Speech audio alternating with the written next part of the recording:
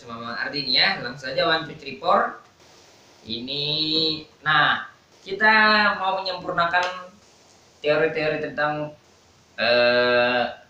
perkongruenan ya, kekongruenan gitu. Nah, ini beberapa teori yang tidak teori tambahan yang merupakan alat penting dalam menganalisis kasus-kasus yang berkaitan dengan kongruensi. Ada yang pertama, ada teorema Fermat.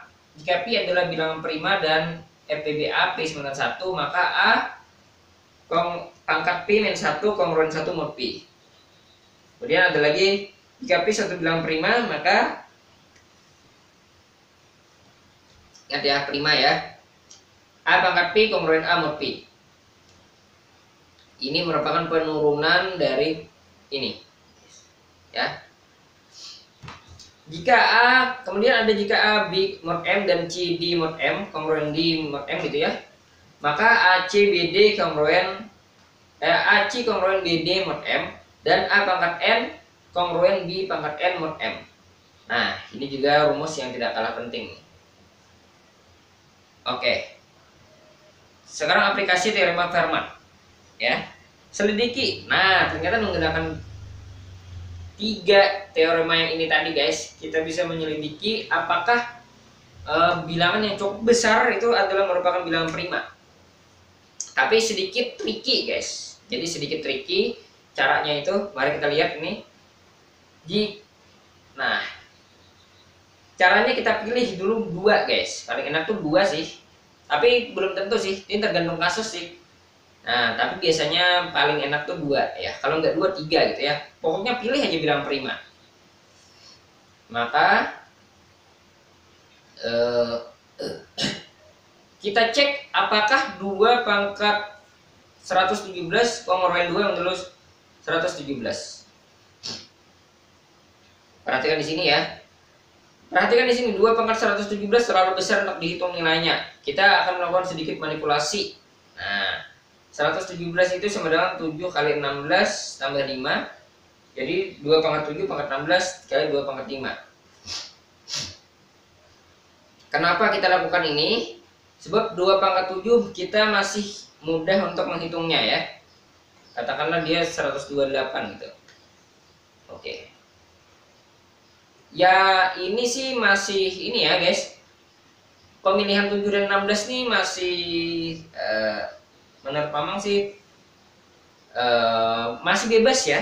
Kalian pilih mau 8 tidak masalah juga. Nanti kalian ini aja, kalian adjust saja. Di sini Mamang milih 2 pangkat 7 ya. Nah, jadi ini diurai menjadi 2 pangkat 7 kali pangkat 16 kali 5. Nah, X-nya kan akhirnya sama dengan 128 mod 117.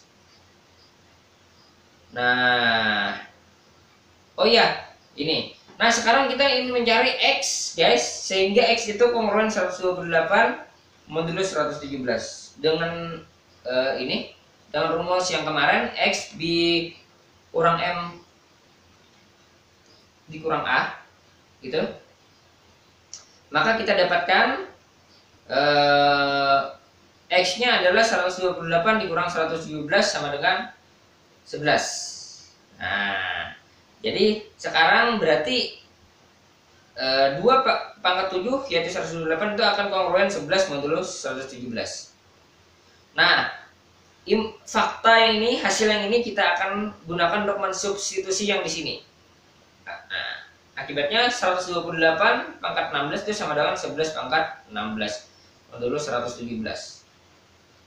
Nah, kemudian yang ini kita uraikan lagi guys. Dengan kita keluarkan ini pangkat 2-nya menjadi 121 pangkat 8.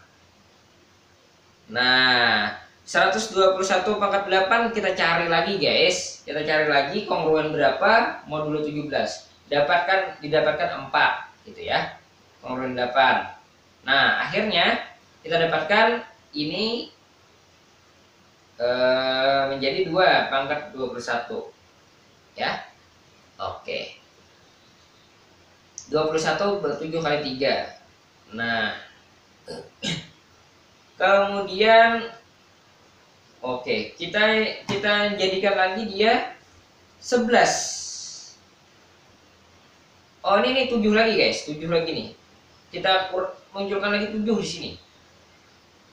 Supaya apa? Supaya pokoknya kita cari kongruensi terus sampai dia mendapatkan kongruensi yang terkecil. Nah, gitu. Intinya begitu. Nah, ini cara manipulasinya ya. Ini kalian bebas aja nih sebenarnya ya. Intinya adalah tujuannya kita mencari angka terkecil kongruensi ini sehingga dia tidak bisa dikongruensikan lagi gitu ya. Nah, kalau hasilnya 2, maka mungkin dia bilang prima.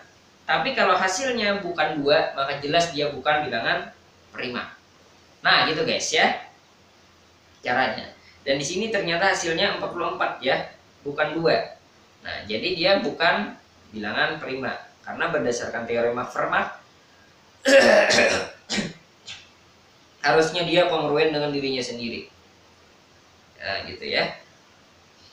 Tapi ternyata tidak. Jadi 117 bukan bilangan prima. Itu kesimpulannya. Kemudian di sisi lain kita juga dapat menggunakan teorema Fermat ini dalam menghitung sisa pembagian bilangan yang luar biasa besarnya. Contohnya adalah sisa pembagian 5 pangkat 38 oleh 11. Menurut teorema Fermat, 5 itu akan kongruen 5 pangkat 10 akan kongruen 1 mod 11. Jadi kita uraikan saja seperti ini. Lalu kita substitusi ini dengan ini ya. Kita dapatkan 1 pangkat 3, 34 dan 81 dan 4. Berarti sisanya adalah 4. Ya. Ini 81 ya, 81 kan gampang ya dihitung ya. Kongruen 4 ini tinggal dikurang saja gampang gitu. Nah, jadi masalah itu kan ini masih. Nah, jadi seperti itu guys. Cara mengaplikasikan teorema Fermat. Kemudian ini kita punya teorema lagi ini ya, teorema tambahan lagi. Jika P dan Q bilangan prima yang berlainan sehingga AP kongruen A dan AQ kongruen A mod P, maka APQ kongruen A mod PT ya, asalkan ini bilangan-bilangan prima. Dan ini, nah ini salah satu, tapi memang jarang sih maka ini, tapi ini kemungkinan kepake di Olimpiade guys ya. Kalau teoremanya itu agak cukup materinya itu agak cukup tricky, biasanya ini kepake nih. Kemudian Pi suatu bilangan prima. Jika Pi suatu bilangan prima, maka Pi min 1 faktorial itu kongruen negatif 1 mod Pi ternyata guys. Oke. Nah itu habis ya. Oke. Nah itulah beberapa teorema-teorema yang merupakan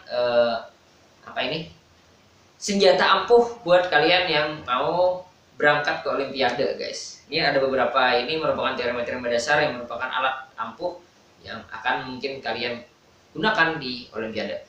Mungkin itu saja dari Mamang, mudah-mudahan ini bisa bermanfaat. Thank you for watching.